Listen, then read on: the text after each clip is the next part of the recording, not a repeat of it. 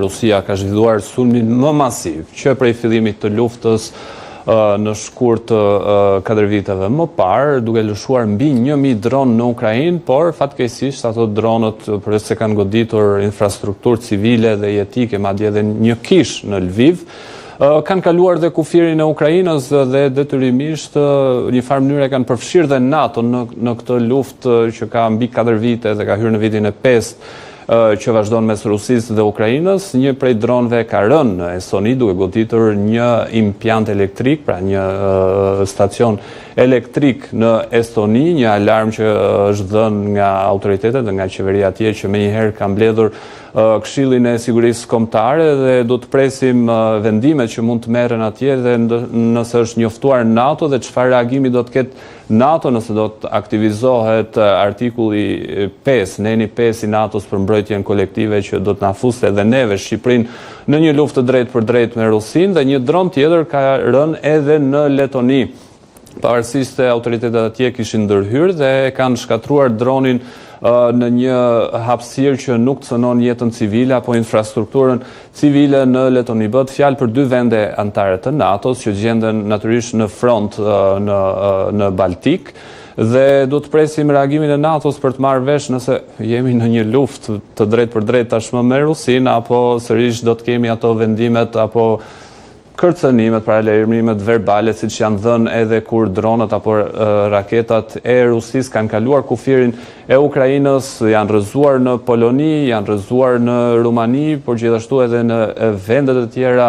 të atij brezi kufitar lindor të Aleancës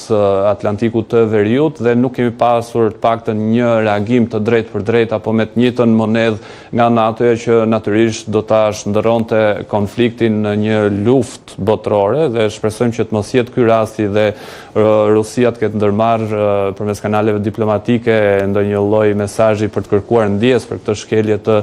hapësirës ajrore të vendeve të NATO-s. Megjithatë nuk ka gjasa që Rusia të ndërmarrë një lëvizje të tillë, një akt të tillë, sepse nuk e ka bërë as në rastin kur u cënua integriteti apo sovraniteti i Polonisë apo i Rumanisë. Madje këto ishin të pritshme sepse Aleanca ishte bërë gati prej kohësh dhe ka arrestuar atje një numër të konsiderueshëm, qoftë mbrojtjes ajrore, qoftë aviacionit luftarak, por gjithashtu edhe të trupave, sepse rreziku, të paktën sipas Aleancës dhe kreut të NATO-s, është shumë i lartë i një përplasje drejt për drejt mes ushtrisë së NATO-s dhe asaj të Rusisë. Madje shpeshherë është dhënë alarmi me afate të ndryshme, qoftë viti 2027, qoftë fundi 2026, që NATO-ja duhet të jetë gati për një përballje direkte me Rusinë, sepse oreksi i Vladimir Putinit sipas të gjitha sinjalizimeve nuk përfundon me Ukrainën, por gjithashtu ka edhe oreks për të synuar Estoninë apo vendet e tjera të Baltikut që janë aty pranë. Dhe shpresojmë që nuk do të jetë rasti i një përballje të afërt, sepse kemi kombëtaren tonë që ka udhëtuar për në Poloni, dhe shpresojmë që situata e sigurisë në Poloni të jetë e garantuar nga NATO dhe të mos ketë ndonjë çmenduri tjetër siç pam kjo me 1000 dronë të lëshuar kundër Ukrainës, që natyrisht rrezikon dhe hapësirën ajrore të këtyre vendeve. Shpresojmë që një gjë e tillë nuk do të ndodhë, por një humbje Polonia do ta pasojë dhe kjo humbje do të jetë nga kombëtarja shqiptare. Xhafer Gjardaku, faleminderit.